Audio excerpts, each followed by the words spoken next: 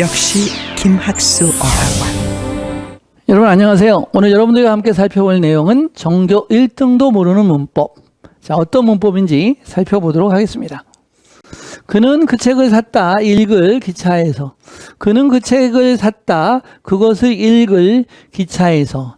해석이 좀 애매합니다. 그래서 서일중 서운중학교 2학년 전교 1등 학생들을 가르치면서 이 문제를 좀 풀어봐라. 그리고 문용법을 말해봐라. 이렇게 말했더니 왔다 갔다 해요. 이게 뭐니? 그래서 형용사적용법이요. 왜 그러니? 하고 물어보면 네, 왔다 갔다 해요. 상황에 따라서. 그러니까 감에 따라서 의존해서 풀기 때문에 이런 문제가 발생하는데 it 하나만 차이가 나는데 이 문장을 우리가 딥 리딩에 의해서 심층적으로 분석을 해보면 두 개의 차이가 명확해지는 걸 알 수 있습니다. 그는 그 책을 샀다. 기차에서 읽을 관계대명사 that을 써주고요. 그가 읽는 거죠. 그러니까 그고. 시제가 과거니까 would가 되겠습니다. read를 쓰면 되겠고요. in the train이죠. 그래서 기차에서 그가 읽을 책을 샀다. 이것은 관계대명사절이 투부정사로 축소된 거예요. 그래서 전문용어로 소절이라고 그러는데 축소절, 소절이라고 합니다. 그래서 의미상의 주어가 같으니까 생략하고 대시 형용사절인데 투가 형용사절의 기능을 나타내기 때문에 시제가 같으니까 조동사 생략하고 투부정사를 써서 문장을 전환한 겁니다. 그래서 그는 기차에서 읽을 책을 샀다. 그래서 얘는 형용사적 용법이 되는 거거든요. 그런데 여기서는 뭐가 문제냐면 그는 그 책을 샀다. 그것을 읽을 이렇게 수식을 할 수가 없습니다. 왜냐하면 이 문장은 어디에서 온 거냐면 그는 그 책을 샀다. 자, 뭐뭐 하기 위해서 so that 이렇게 되죠. so that can이나 may를 쓸 수 있기 때문에 CJH 해주시면 주어는 he겠죠. 그가 그 다음에 could가 올 수 있고 might가 올 수도 있죠. 그 다음에 read가 되죠. 그 다음에 it이 오는 거죠. in the train. 그러면 정리해보면 그가 그 책을 읽기 위해서 그는 그 책을 샀다 이렇게 해석이 되죠. 그러면 이것은 in order to 부정사, so as to 부정사와 같은 부사적용법의 목적을 나타낸 거예요. 물론 이 so that을 in order that으로 바꿔도 똑같습니다. 그래서 결국은 이런 심층적인 문장을 이렇게 단문으로 소절로 축소절로 만드는 것이기 때문에 이 두 개의 차이를 구별하면서 문제를 풀어야 되는 거거든요. 이 두 개가 나왔으니까 이제 이거는 둘 중에 이건 이쪽이면 이쪽이 이렇게 풀는데 실제 시험장에서는 어느 하나만 나오고 출제가 되기 때문에 그때는 해석이 이렇게도 해석이 될 수도 있고 이렇게도 해석이 되면서 헷갈리게 되죠. 그러면 틀리게 되는 거거든요. 그래서 이런 틀리거나 헷갈리는 현상을 줄이는 방법이 바로 딥 리딩이라는 겁니다.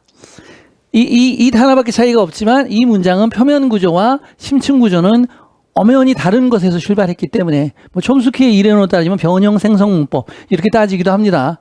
여하튼 간에 우리가 문장을 정확하게 깊게 학습하고 분석하는 딥 리딩 학습법을 하셔야지만 딥 스터디라고 해요. 또 딥 스터디를 해야지만 시험에 강한 영어, 점수가 높은 영어가 완성이 될 수 있거든요. 자, 몰입 영어 많이 하죠. 임머전이라고 해서 몰입시키는 영어인데 이 몰입 영어의 문제점이 바로 이런 데 있습니다.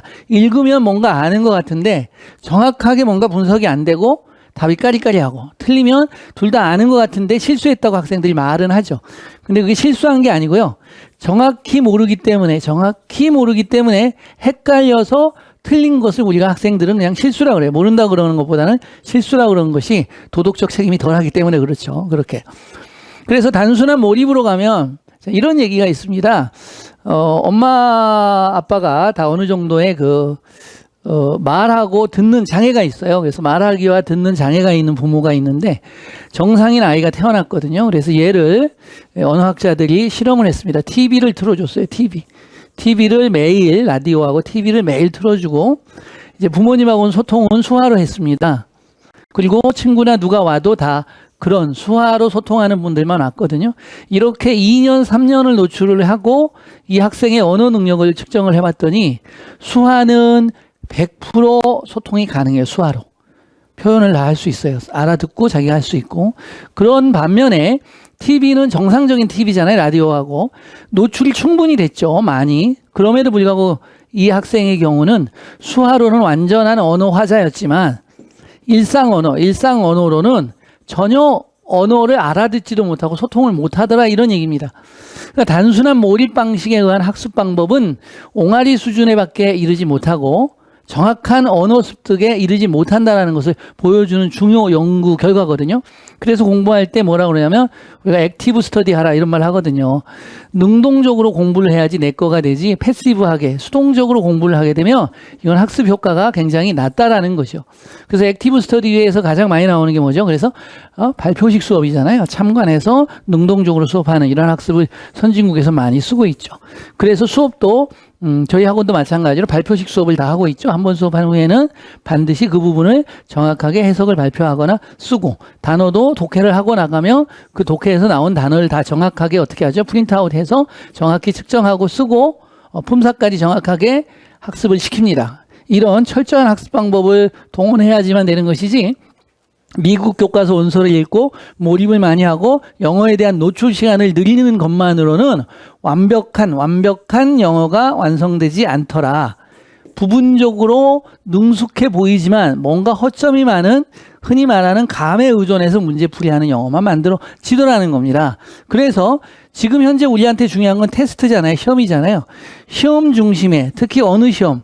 한국형 시험을 볼 거잖아요. 중고등학교에서. 그러니까 한국형 교과 과정에 최적화된 학습을 하는 것이 가장 중요하다는 거죠. 근데 중학교나 초등학교는 이 한국형에 최적화된 어학원들이 별로 없다라는 거죠. 외국 학교를 글로벌 리더라든지 뭐 이런 표방을 하고 디베이트나 라이팅이나 이런 부분을 주로 표방을 하고 가고 있기 때문에 중학교 후반, 고등학교 올라가서 내신에서 1, 2등급을 따지 못하고 흔들리는 영어가 굉장히 많은 것은 바로 초등학교, 중학교에서 고등학교 과정, 한국형 영어 교과 과정을 완벽하게 소화시키는 교과 과정을 따르지 않았기 때문에 발생되는 문제입니다.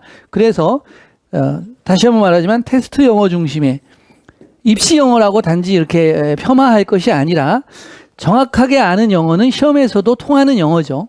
정확하게 모르는 영어는 유창한 것 같지만 시험에 통하지 않는 영어이기 때문에 고등학교에 가고 대학교 가면 공인영어로 전환이 돼야 되는데 그때 또 문제가 발생이 됩니다. 그래서 전교 1등도 모르는 문법, 아주 쉬운 영어지만 왜 이런 문제가 발생되냐는 것은 학습 방법, 교과 과정이 잘못됐기 때문에 발생되는 문제라고 할 수 있습니다. 감사합니다.